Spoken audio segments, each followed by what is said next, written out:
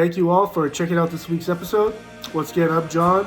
If you like what you heard and saw today, subscribe to our YouTube channel, find us on Instagram, Facebook, and Twitter, and check out our brand new merch store with hats, coffee mugs, t-shirts, other cool stuff coming down the pipeline. Again, thank you all for support. Be safe, and see you next week. Hello everyone, John here, the host of Spirit Talk, and today we're welcoming David Howard Thornton to the show. David is an actor, a voice actor, does a little bit of everything, but for me, I'm glad he's here because he portrayed Art the Clown from Terrifier, which is one of the most underrated, awesome horror movies out there today, and soon to be coming out with Terrifier 2, which hopefully we can talk about. But David, it's great to have you on here. Thank you, man. Thank you, Great man. to be Great here to be here as well.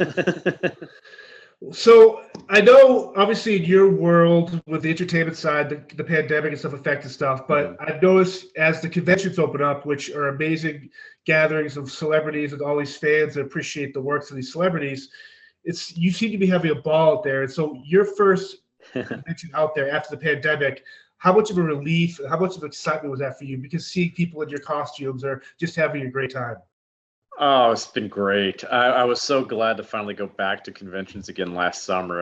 That was such a relief. As soon as I got vaccinated, I was like, okay, I'm ready. Because I missed that for like a year of my life. I wasn't able to do anything like that. And it's just like, especially, with Terrifier 2 coming out, so it's a good way for us to just get the word out there. So being able to be out there and with the fans and everything, so it's a great way just, to publicize the movie and also just, have fun.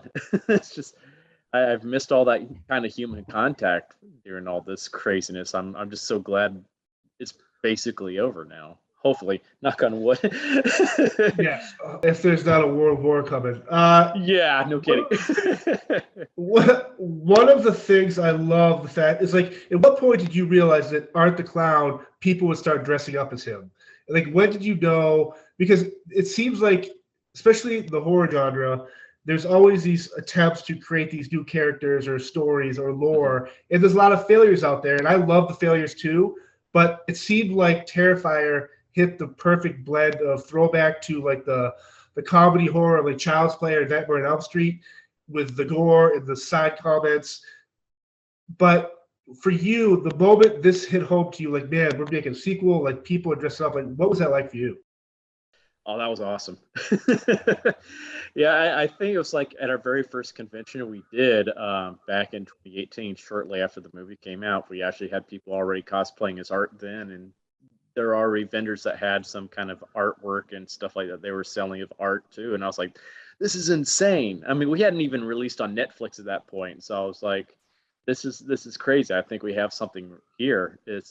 We didn't really realize that. And then, of course, Netflix happened, and that really just made us explode even that much more. So it's been a great ride so far, and it's still sinking in. I'm like, I just, we get like almost daily people get tattoos and stuff like that, which is insane to me. It's like, you're gonna have my face on your body for the rest of your life.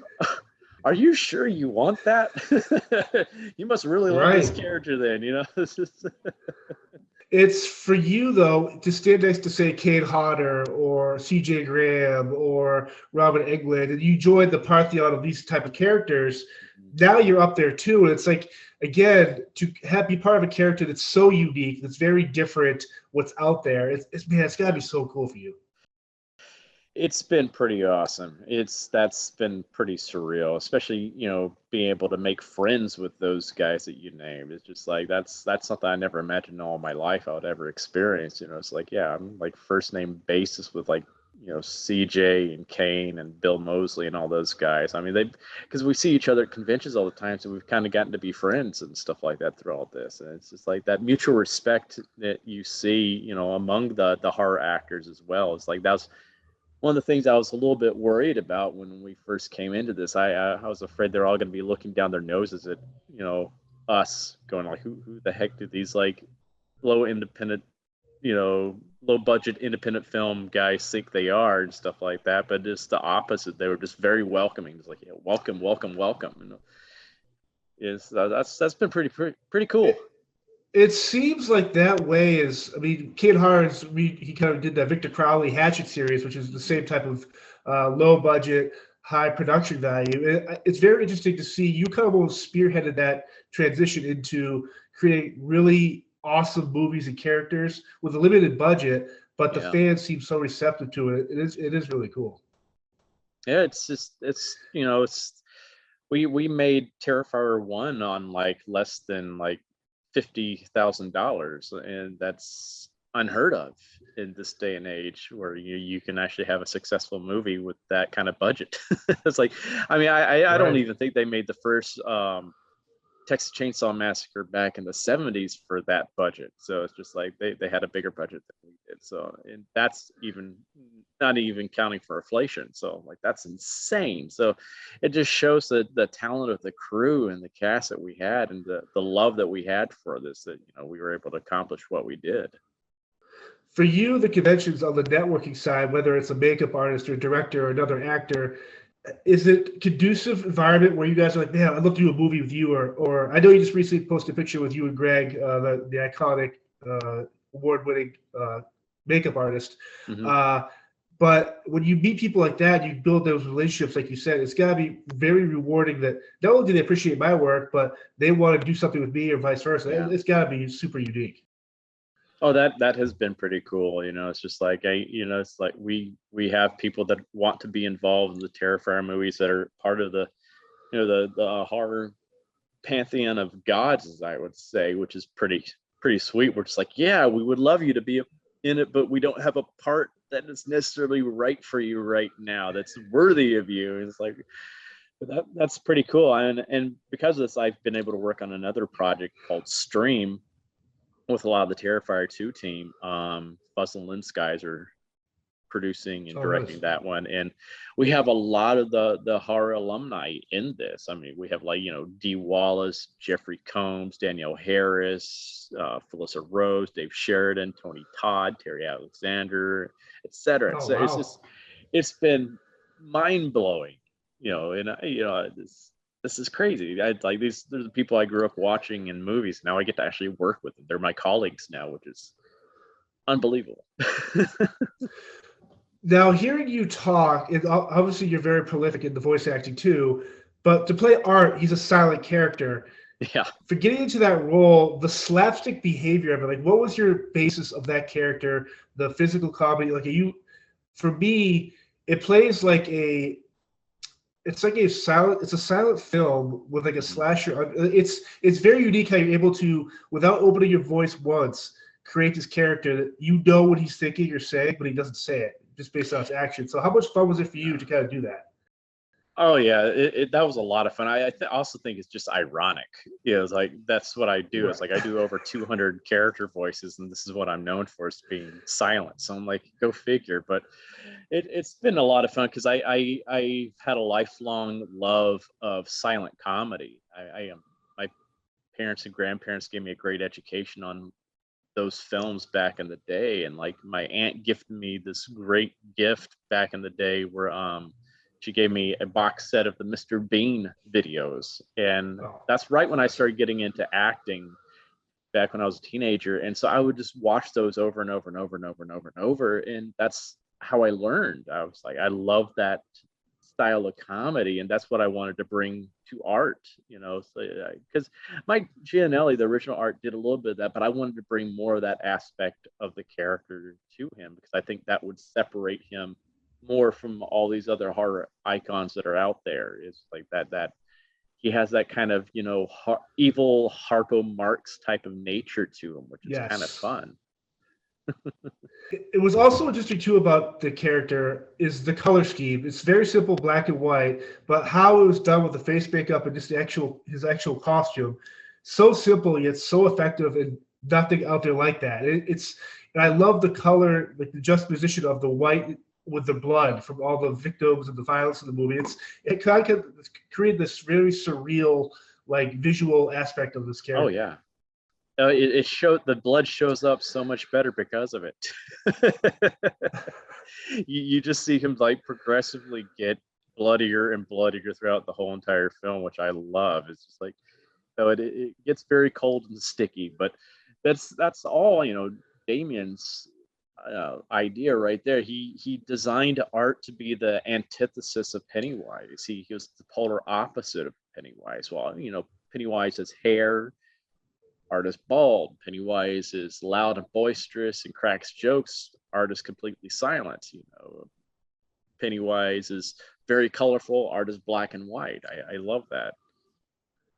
It's crazy too, because when you look at, people have a really big fear of clowns, and it's always funny to see people react to circus clowns or carnival clowns. But in terms of horror, outside of Pennywise from It or like Killer Clowns from Outer Space, there hasn't been a clown since, or before or after, since Art that's kind of been out there where it's like, this is a character that people resonate with. And now, sure, there's been other characters with clown makeup on and masks, but it almost seemed like it was okay to be afraid of clowns when you look at Art, but to appreciate that you kind of almost sympathize with him. You don't know why he's doing what he's doing. I mean, he's sick and sadistic, but why? Like you answer a lot more like questions without even saying much, and it is very surreal that Art could be up there next to Pennywise or the Killer Clowns of Outer Space and just be in his own little section of a area that people are generally terrified of. Yeah, that's what I love about the character. It's just like he's kind of like that villain you root for, which is, and it's not like he's like a Wile E. Coyote type of villain where he's like, he just wants to eat or something like that. It's like Art's very evil. He's, evil incarnate. He's deprived. He's horrible character. It's just like, and yet you're drawn to him because he has that charisma about him. It's kind of like how people are just kind of drawn to the devil. It's just like, yeah, he's the devil, but I'm like, oh my god, he's fun to watch. I got to see what he's gonna do next. Oh my god, he's sawing that girl in half. Oh god, but I still want to watch. It's very interesting, and I think it's that part of what adds to his charm is that little bit of that humor that he has, and that very dark sense of humor. And I think that's why people loved, Freddy Krueger and like Chucky and those kind of characters so much too. It's just like that dark sense of humor. It's like you're seeing them do these horrible things, but they're kind of funny, entertaining at the same time. It's like, God, that it makes you kind of question yourself, like, why am I enjoying this? Right. It is interesting because 1 minute you're laughing and then you kind of turn your head and going, what the hell is this? Like, how am I laughing?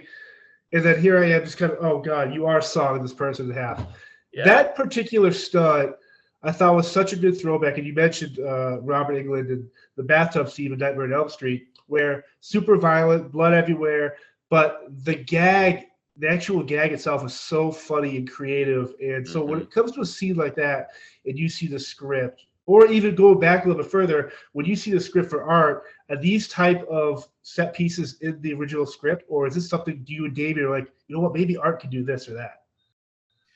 A lot of that was actually in the script, especially like the hacksaw scene. That was in the script verbatim, basically. And that was one of those things where I read it and I was like, okay, wow, this is gory as hell, but they're not going to show this. This is just for our benefit to know what's going on. And Damien's like, oh no, we're going to show all of that. I'm like, really? Oh my God. Yeah, this is going to get people talking.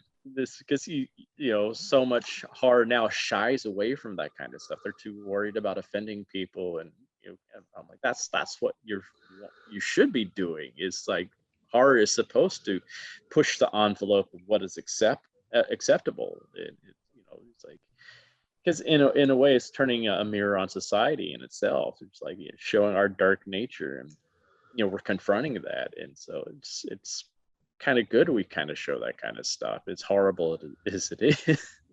Correct. There's another scene too where it's almost like the very Buffalo Bill, Silence of the Lambs. Again, one of those shockingly, like, holy crap, you don't have to say a single thing, but it's the most terrifying thing because you're picturing what he's saying, and it's just, again, I feel like scenes like that really make this movie stand up. It wasn't afraid to push the boundaries and be different from the traditional R-rated horror movie. Yeah. And it's such a great homage back to the old school slashers, like you said. But again, it's this old little corner where Art is this old little like deity just sitting in the corner doing what he does. And what's funny about that scene too, that part of that was scripted, part of it wasn't. It's like the idea that he'd be wearing the body parts and stuff like that while he's chasing Victoria. That was in the script because he used that as a way to lure her in, make her think that was her sister. But in the script, it was written that he just wore those over his clown costume. And Damien's like, what's going to sell this more? That he's like, if she came in and saw those body parts on a clown costume, she's not going to believe it's her sister at first, So it's like, yeah, I think, and he is also, I think it'll just even be more sick and depraved of him to actually strip off his clothes and wear someone else's body parts on top of his own naked body. And so we added that in like 2 days before we filmed. Damien's like, I got this idea, and I'm like, you know what? I don't know if I really want people, my first time being on screen, people seeing my naked butt and stuff like that. But at the same time, like, Catherine, who played Dawn, was like really, exposing herself in a very vulnerable state for this kill scene, and she's willing to do that. So, I'll do it too, just for the sake of things, because that is a lot more sick and depraved. And so we did that. And then we shot 2 different versions of the scene too. One where what you see, and another one where I'm using the baby doll instead as to help me find Victoria. So the baby doll's like talking to me. I'm doing a lot of puppeteering with the baby doll. So we did 2 different takes on it, both really disturbing in their own way. So that was a lot of fun. Is there any part of Art, the character, that kind of resonates with you, or vice versa? Like, is there any aspect of Art where it's like, this is something David would do? I mean, obviously take out the violence and all the crazy stuff, but no, that's not nuances me. that Art, is there any nuances that Art does that you would do in real life? Oh God, yeah. I'm like the dark sense of humor, just the pranks and stuff like that. That's who I am. So that's that's what I like about him. It's like, this mischievous side that's very much me. I like to like scare people. I like to do little pranks here or there. I mean, I do that on set even. Lauren LeVere, who plays Sienna in part 2, actually has a fear of clowns. And perfect. I was risking my life too, because she's trained in many different forms of martial arts as well, and it's like, oh boy, was I risking myself. But I would just sneak up behind her while she was just talking to someone and just stand there, and she would turn around and I'm like right in her face, and she just I did that to her, and also one of our other female co-stars on the first day that I was on set. I just stood outside of the window to the dressing room. There was a window there, so I could just stare in, and they're just chatting, and I'm just standing there in the dark, and I just have my face in the window, just waiting for them to turn around and see me. And so they do, and it scared the crap out of them. I was like, hey, welcome to Terrifier 2. How has your preparation been for portraying Art changed from the first movie into the second movie? Was there any differences, or was it the positive baggage where you're like, okay, now we've established Art, where do we take this further? Yeah, I would say it's more the latter. I'm like, it's the first one I was still kind of figuring the character out for myself too, because I was having to take over from what Mike Giannelli did originally with it. So I was trying to stay true to what he had done, but also add my own thing to it. And I figured that out as we were going along. And that's one of those things that Damien and I were discussing the whole entire time too. It's just like, how do I make this mine, but also still keep it true to what came before? And, so for part 2, we both knew more about where to go with the character and everything like that. So we were a lot more confident this time. So it was a lot easier in that regard playing Art this time around. I wasn't having to discover the character this time. I was actually just taking the character further with things. Because I looked at him in part 2 being a lot more confident and arrogant with himself, because he came back from the dead. So he's like, okay, yeah, I'm a lot stronger than I thought I was. So, hey, I can really have some fun now. So there's a lot more arrogance, I would say, to Art this time around when it comes to like his recklessness. He's like, he goes further this time. He's like, okay, let's see how far I can really go with things. When it comes to other roles you do or in the future as well, a character like Art is so I think it's going to become good. History will tell that this is such a prolific, awesome horror character. Will that baggage ever be tough? And this could be good or bad baggage. Be tough to shake in other roles where it's like, oh, that's the guy that's David from Terrifier. Like he can't. Like, does that ever hurt you too that you've played this certain character so well? I mean, it could. It definitely could, but that's one of those things like I'm okay with because I'm like I've gotten to play uh, an icon now. I guess I can say that, but it's just like Yeah.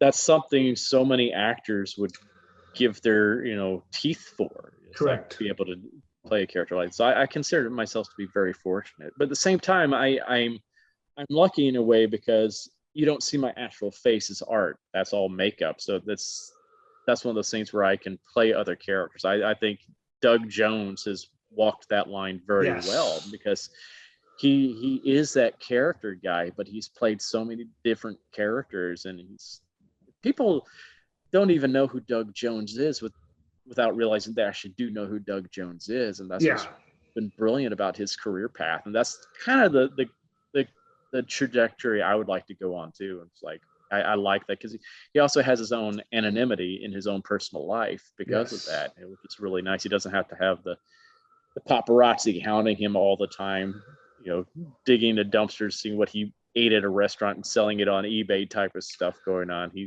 So I'm like, yeah, and he's able to play so many cool and Right. diverse, fun characters as well. So it's like, so I'd be fine with that. I'm totally fine just being the character guy for the rest of my life. Like I think I got more longevity that way instead of being like, the Tom Cruise type of leading males like that. Well, I think those people, the character actors, serve such a great. They elevate every project they're in, TV, movies, theater, whatever. If they can play that character, and I guess one of my questions, the actual makeup itself is again very simple, but it's for me it's interesting. We'll talk about this in a second here. You also played the Joker in the YouTube series with Nightwing Escalation, and again playing a clown prince, I guess. It's again, Yeah. how much makeup? Like the makeup, it seems like just looking at you now and watching you do other interviews and other movies and stuff, your face comes through the character of art.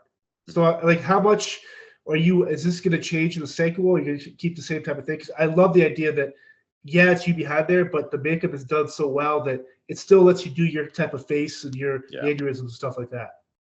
Yeah, it's the same makeup in part two. Same makeup. It's yeah. So I think the only real difference is a difference that most people don't notice until I point it out is my eye color because most of Terrifier 1 I have black contacts in until near the end of the film. I also I have my green eyes, and then I have green eyes throughout part two as well because we decided to keep that continuity, and that all comes down to like I just had a tear in my contacts one night, and we didn't have a backup pair that worked, and we just couldn't cancel the rest of filming that night. So we're like, you know what? Maybe people notice, maybe they won't, but we'll just for continuity reasons keep it the same after this. Every scene we do after this point, I'm going to have my green eyes, and I always like to say I had black contact lenses in my eyes until the exterminator knocked me out, and that knocked out my contact lenses. So I like that. The when it comes again to this character, when the film wraps, the first one, how are you, Davey, the cast? Like, you're probably sitting there going, okay, what's next? Like, how are people going to be receptive to this? How do you kind of wait that time out? And when the first reactions come in, are you kind of like, oh man, okay, phew, we're good here. We didn't desecrate the horror franchise or whatever. We created something really unique here. Yeah, there definitely was that that worry because we had no idea how people would respond to this because we were a very small, low budget independent film. So like, okay, maybe a few people will see this, but and I was worried. I was hoping like the fans weren't going to be pissed off at my portrayal of art because I know how I am as a fanboy myself when other actors come in for a character that someone else has played before them really well, and you're like, oh God, I'm going to tear this person apart because I don't like what they're doing here, and so I was afraid that was going to happen. But the reactions were pretty positive. Of course, there were some negative reactions. There were some people, oh, it's a light on plot and all that kind of stuff. It was like, yeah, or so were most, slashers that came out. And I'm like, what's the plot of Texas Chainsaw Massacre? People just stumble upon this house of cannibals and they try to live. That's basically, it's like I think people are so used to elevated horror this day and age, where it's like that whole the Jordan Peele type of a horror could just be a guy with a knife or a clown terrorizing. You don't have to know why he's doing it. The guy. So to your point, it's refreshing. I love highbrow horror and science fiction movies. I think they're great, but I find more joy in the straightforward. I'm not watching this for a plot. I need to see a creative character that can resonate with you, good or bad. Awesome kills and victims that are playing the part. I think everything about Terrifier is just so awesome in that regard.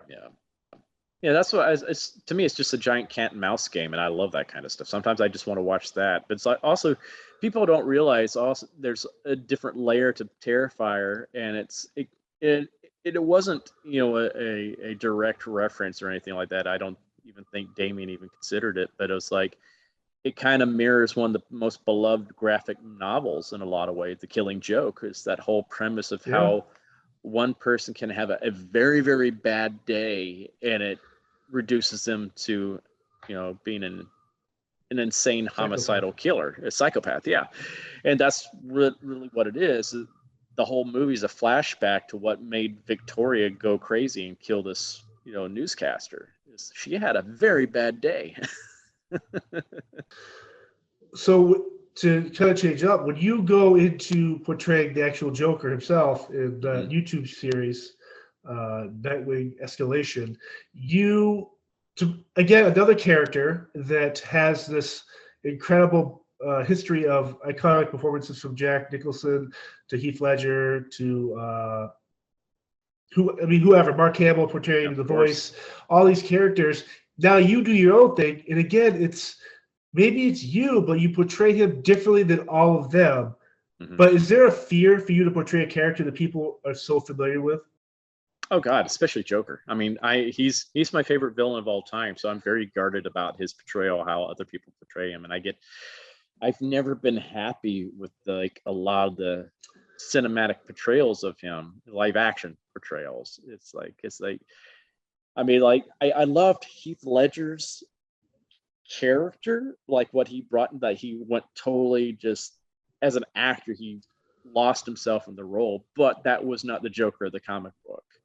And Jack Nicholson was still just Jack Nicholson. He didn't lose himself into the character in that way. It's like Jared Leto, well, that's all I have to say about that. That was just a total bastardization of the character. And so, but I always in my head have seen Mark Hamill as being who the Joker is. His voice, he understands that character. He gets the viciousness of the character, the depravity of the character, but he also gets the humor of the character very well, and the other subtle nuances to him. The whole the whole balance between him and Batman, the equilibrium between the two of them. He understands that relationship, that drive that he has to break Batman, but also he needs him in his life. I love Mark understands the character, and he's been lucky because he's been able to play the character for almost 30 years now in some shape or form.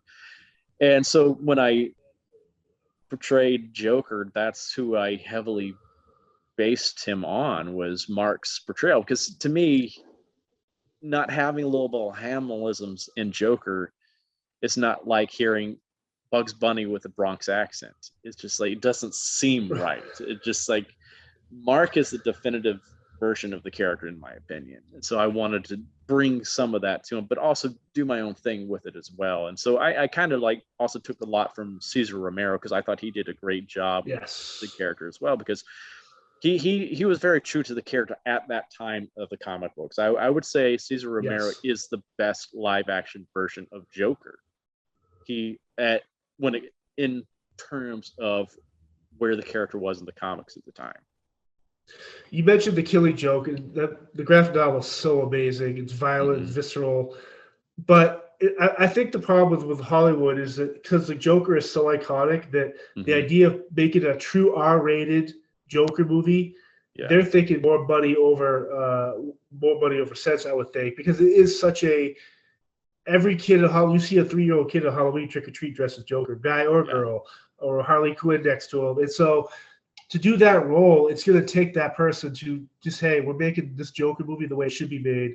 Yeah. Like this violent, visceral, but also this innocence and why he acts the way he does.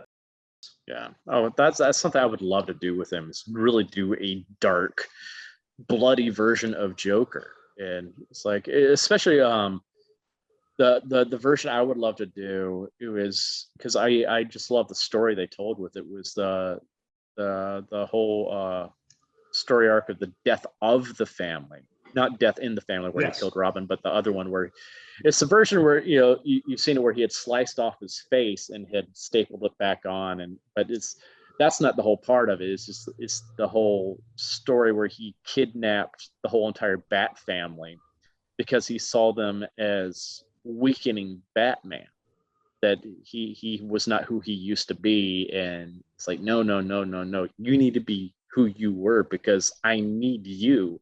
These people make you weak. Screw them. They need to be out of your life. And I love that whole story arc because it really delves deep into that relationship between the two characters, how they are, a different side of the same coin in a lot of ways. In terms of the voice acting, how do you prepare? Like when you get a character, if you're voice acting the Joker, are you moving around in that room doing the voice, or is this something where you can kind of separate the voice part to the physical acting, or do they have to be together? Oh, I do it together, definitely. It's just because I do that with every voiceover role I do. I have to be the character in the room. I can't just stand there or sit. I don't even sit. I stand the whole entire time because it just doesn't feel right. I have to emote. I have to wave my arms around. I have to make silly faces because that just helps me become the character. It's like I'm still performing, even though you're only hearing me. I'm doing a whole visual performance as well. I just have to be very careful about not hitting the mic stand or anything that makes extra noise, because those mics pick up so much. So I usually have to take off any overshirts. I just stay in a t-shirt and just go crazy. But I know a lot of great voice actors are the same way. I mean, Mark especially. If you watch behind the scenes footage of him playing Joker, he's not sitting there and just reading lines. No. He's doing the faces, doing the gestures, everything. He gets into the character, and that adds to that performance. I've had Robert Clotworthy on the show, and he's the voice of Ancient Aliens, Curse of Oak Island, Star Commander.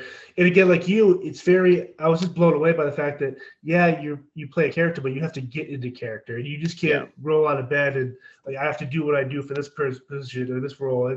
It's so fascinating because I'm always just kind of blown away by people that are the confidence to have your voice. I mean, the acting is one thing, but to have your voice be on a video game or a cartoon, that it's just really cool that you're able to deal with the critics and the people that, you should have done this or that, but you make it your own. It's just this really cool thing you do.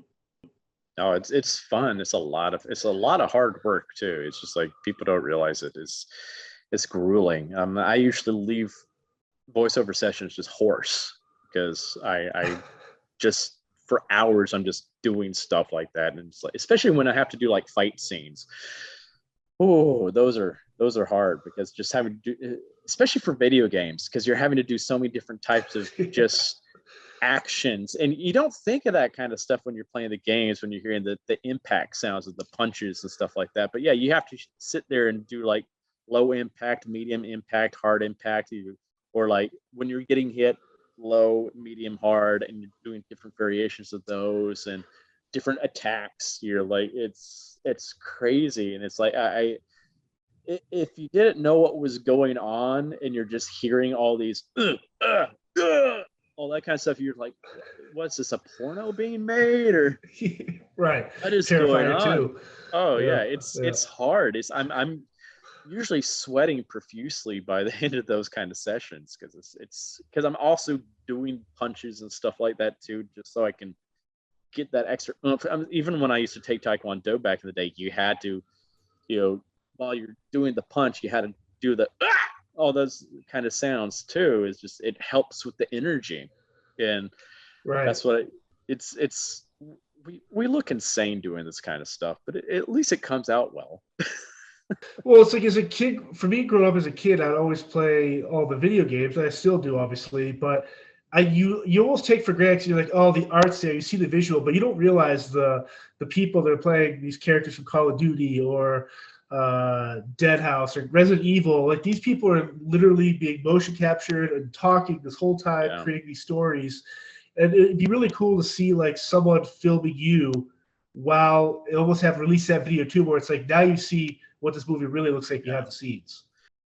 Oh, what's really cool too is I like when I see the behind the scenes of games where they do a lot of the motion capture, like the Uncharted games. Naughty Dog especially does a lot of mocap work, and like Nolan North. I mean, they have to act out all of these scenes, so it's not like a lot of voiceover work where you just stand there and you have a script. They have to have all this stuff memorized, and they have to do all the actions and everything. So they're really capturing their true performances. So I was like, I think that's really cool in a lot of ways. It'd be really interesting doing. I've never done any of the motion capture yet, but I want to one day, just for that experience, because it seems like it's a different art form in itself, because you're having to wear all these little things all over your body and you look ridiculous, but it comes out looking so much better in a game, as opposed to just the cool. typical animation they usually do.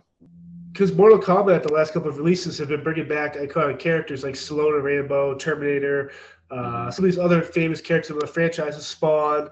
So maybe one day Terrifier's in there and he's got a hacksaw and it'd be awesome. Oh man, that would be a dream of mine. I've been like, Ed Boon, man, put me in, man. I want to be DLC. I will gladly come in and do mocap work and everything for art. That would be, God, I would be so happy, because I'm a huge Mortal Kombat fan. So love it. So with acting, the voice acting, you also spent time on theater, Broadway, How the Grinch Stole Christmas. Mm-hmm. I mean, we'll have to get to that, but the idea of you're able to kind of, which medium is your favorite, or is this something where it's like you, as you get older and you start doing different roles, that you could seamlessly jump back into maybe off Broadway or movie or television, stuff like that? I love them all. They all have their own merits. I mean, voiceover is great because I don't have to worry about what I look like. I don't have to really memorize anything. I can just go in there and play around and everything. But of course, it's all just voiceover work. So you don't, people aren't seeing your actual physical performance. So I kind of miss that, because I love that. Film work, I like it because I can, if I make a mistake, we can just do another take. Right. That's great. But at the same time, with film work, you don't have that whole flow continuity going on. You can't keep that whole constant flow of train of thought and character and building the characters you're going through and building the emotion as you go through the whole entire production, as opposed to as you can on stage, where you go on that whole journey with the character there. So it's easy to stay in character that way. With film, you have to just like, okay, cut, and you sit around and wait for a little while, okay, rolling, and you have to jump right back into the motion. And sometimes you're filming different scenes on different days, and you're jumping around. So one day you're doing this scene, the next day it's a very intense scene, and you have to go just start off angry, and so you're not able to build into that as you are on stage. And also on stage, you have that instant feedback from the audience. So if something's working or not, especially with comedy. It's like, that was the big adjustment for me doing Terrifier. It was the funny bits in not hearing laughter. And I'm like, oh God, this is failing spectacularly. Because like, silence to a comedian is death. It's just, that's the worst thing in the world, is just not hearing laughter. And so I'm always hoping, as soon as they say cut, I start to hear laughter from the crew or something like this. I'm like, oh, okay, good, there it is. Okay, that worked. Or I just see Damon, he's just grinning from ear to ear, and I'm like, okay, good, that worked. Okay, but because you don't know, and comedy's hard because it's all about the timing, and so you're a split second off, and and when you have an audience there, you're able to feed off that energy and play off of it. And each audience reacts differently to different things. It's like I've done so many productions where like one night the audience laughs hysterically at this bit. The next night they're dead silent, but they'll laugh hysterically at something else that you never even thought was funny, or like, this is insane. So it's a different show every single time. So that's fun in itself. So I guess in a way I do prefer stage in a lot of ways, but film and voiceover work definitely have their merits as well. So I'm like, I love it all, playing about whatever anybody hires me for. It would be fascinating to see Art the Clown or like Terrifier as a Broadway play, because then you could get that live reaction to the absurdity. Oh God. And with him, especially, and if they keep you as a mute for that role, the comedy is so much more based on timing, and it would be a very interesting case study to see who laughs and who doesn't laugh. Oh my God, yeah. I imagine I'll be doing so much improvisation too, because I'm one of these. When I start getting laughs, I like to milk things for all they're worth. It makes me think back when I did 39 Steps.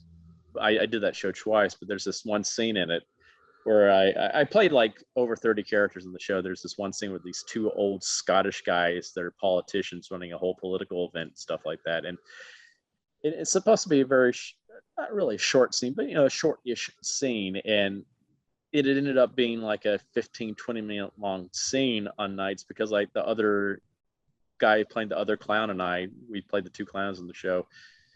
We would just start playing off of each other, and I basically turned my character into a lot of Tim Conway's old guy, where he just takes forever to get anywhere because he just shuffles everywhere, and I would just milk that for all it's worth, just shuffling across the stage, getting to a podium, and just taking my time with it, and just the audience just loving it. They're just laughing hysterically, those kind of things, and it's you get that little bit of that laugh, and so you're like, okay, let's see how far I can go with it, how much more I can get out of this joke, and I love those moments. So I imagine I would be doing a lot of that.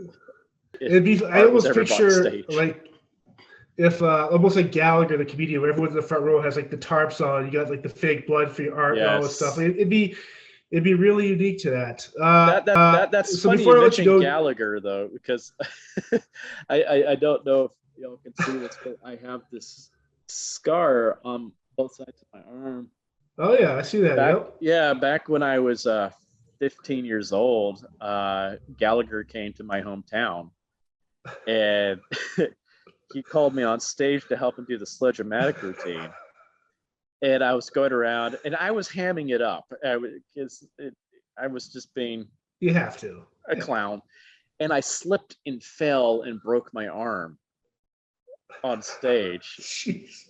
And I had metal plates in my arm for the longest time, so I thought that was funny. You mentioned Gallagher. It's like, yeah, there's a history there. That's awesome. Before I let you go, obviously this has been great. I know you mentioned Terrifier 2 coming up, but anything else you could say about that? Any release day information? Hopefully it's around Halloween, which would be amazing. But this has been awesome. If people want to reach out to you, I know you're on Instagram and Facebook and all that, but if they want to, if you have a website, if people want to check out what conventions you go to, like where can they do all that? Yeah. Well, as we're recording it, we don't know the release date. So hopefully by the time this releases, we actually have a release date. Right now, we're negotiating with distribution. So hopefully soon we will know what a release date. But, our goal is to get it out by Halloween, the latest, because it's a Halloween film. That's a perfect time to release it. We're tired of sitting on this movie. We've been working on it for 3 years now. And we're ready for the world to see this thing. It's a beast of a film. It's over 2 hours long. There's no way we could really trim it down, because it's like, if we took out any more, it would kill a lot of big plot points and stuff like that. So it's a big, huge, crazy, fun movie. I think it's going to blow the first film out of the water. I feel like this is our Terminator 2. It's like that's why I like to call it T2. But it's great. I can't wait for people to see this. It's a fun film. Yeah, I'm stoked. I'm so stoked. And when it released, I can finally talk about things, which I'm like, oh, there's so much I've been having to keep quiet for all these years, and it's been killing me. So yeah, hopefully by Halloween, that's the goal. But as for where to find me, you can find me on I said Netflix almost. Hopefully I'll put that out in the universe. Yeah. But you can find me on, you can find me on Facebook and Instagram under David Howard Thornton. And I also have a cameo and a memo page as well if you want me to do some kind of shout outs or birthdays and that kind of stuff. Awesome. Well, this has been fun, David. Thank you for your time, and good luck with Terrifier 2, and thank you for helping bringing Art the Clown out to the masses. This has been awesome. You're very welcome. Thanks for having me on here. It's been great. How's it going, everyone? John here, the host of Spear Talk. You might not know this, but before I record an episode, I like to break a sweat. And I do that using the Chop Fit. Over the course of the past year, the Chop Fit has allowed me to lose weight, tone up my body, and feel even more amazing about myself. A feeling that you should all feel about yourselves as well. If you use this code, SpearChop10, you get $10 off your order. Once again, use code SpearChop10 for $10 off your Chop Fit order. It'll change your life. Thank you.